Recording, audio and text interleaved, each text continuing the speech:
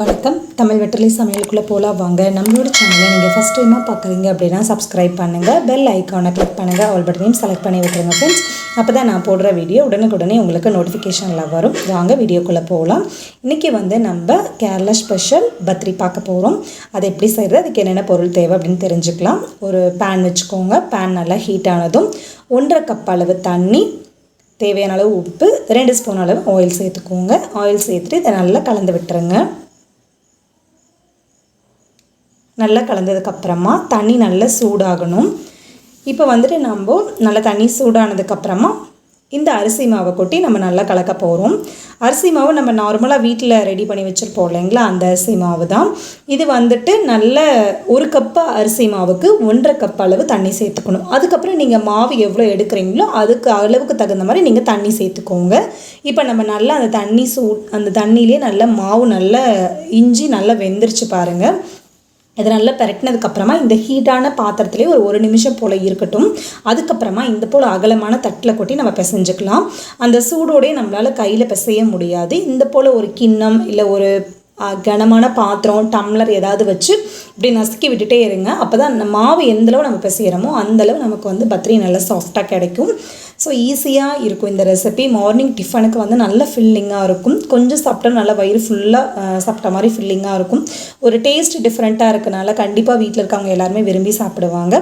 நம்ம வழக்கமாக கோதுமாவில் சப்பாத்தி பண்ணுறோம். ஸோ அதை விட இது கொஞ்சம் இந்த மாதிரி ட்ரை பண்ணோம் அப்படின்னா கொஞ்சம் நல்லாயிருக்கும். வீட்டில் வெரைட்டியாக டிஃபன் கொடுத்தோம் அப்படிங்கிற ஒரு திருப்தி நமக்கு கிடைக்கும். ஸோ நல்லா இதை மாவு நல்லா பிசைஞ்சு விட்டுறணும். ஒரு 10 நிமிஷம் போல் நல்லா அழுத்தம் கொடுத்து பிசைஞ்சு விடுங்க. அப்போ தான் நல்லா சாஃப்டாக இருக்கும்.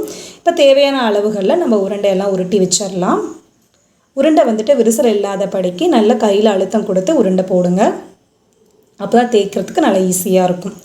எல்லா உருண்டையும் போட்டாச்சு. இப்போ கீழே கொஞ்சம் மாவு தூவி விட்டுக்கலாம். அரிசி மாவு தூவி விட்டுக்கோங்க, இல்லை கோதுமை மாவு தூவினாலும் சரி.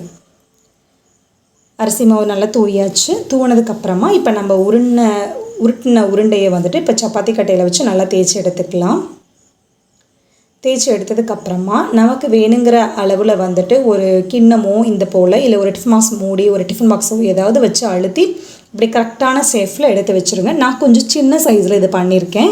இந்த அளவு தின்னாக இருந்தது அப்படின்னா தான் சாப்பிட்றதுக்கு நல்லாயிருக்கும். இதே போல் நம்மகிட்ட இருக்க எல்லா உருண்டைகளையும் இந்த போல் பண்ணி எடுத்துக்கலாம். நம்ம இது கேரளாவோட ஸ்பெஷல். இது பத்ரின்னு சொல்லுவாங்க. இது நம்ம ஏரியா பக்கம் அரிசி மாவு சப்பாத்தி.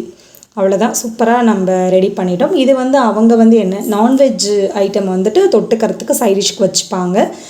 சிக்கன், மட்டன், அப்புறம் எக்கு அந்த மாதிரி வச்சுப்பாங்க. இதுக்கு நான் சிக்கன் கிரேவி பண்ணியிருந்தேன். ரொம்ப சூப்பராக இருந்தது. எங்கள் வீட்டில் எல்லாத்துக்குமே இந்த ரெசிபி ரொம்ப பிடிக்கும். ஸோ நான் அதை அடிக்கடி செய்வேன் இந்த ரெசிபியை. நீங்களும் கண்டிப்பாக அந்த ரெசிபியை ட்ரை பண்ணுங்கள். ரொம்ப ஈஸியாக இருக்கும் இந்த ரெசிபி செய்கிறதுக்கு. டைம் அதிகமாக எடுத்துக்காது, சீக்கிரம் முடிச்சிடலாம் நம்ம. அதே போல் இப்போ தோசைக்கல்லில் நம்ம தேய்ச்சதெல்லாம் போட்டுடலாம். தேய்ச்சி வச்சதை தோசைக்கல் நல்லா ஹீட் ஆனதுக்கப்புறமா இந்த மாதிரி போடுங்க. போட்டுட்டு இது எண்ணெய் விடக்கூடாது, கலர் மாறக்கூடாது. இதே போல் கலரில் தான் இருக்கணும். இங்கே பாருங்கள், இப்போயே நல்லா உப்பி வருது நமக்கு. அவ்வளோதான், சூப்பராக உப்பி வந்துருச்சு. இது ஓரங்களில் ஒயிட் கலராக குட்டி குட்டியாக பபிள்ஸ் வந்த மாதிரி இருக்கும். அப்படின்னா இது வெந்துருச்சுன்னு அர்த்தம். நீங்கள் எடுத்துருங்க, டைம் எடுத்துக்காதீங்க அதிகமாக. ஏன்னா இது கலர் அப்படியே சேஞ்ச் ஆயிரும்.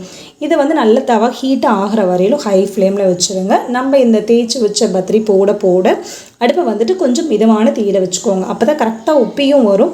நமக்கு ஈஸியாக வெந்தும் கிடைக்கும் நமக்கு.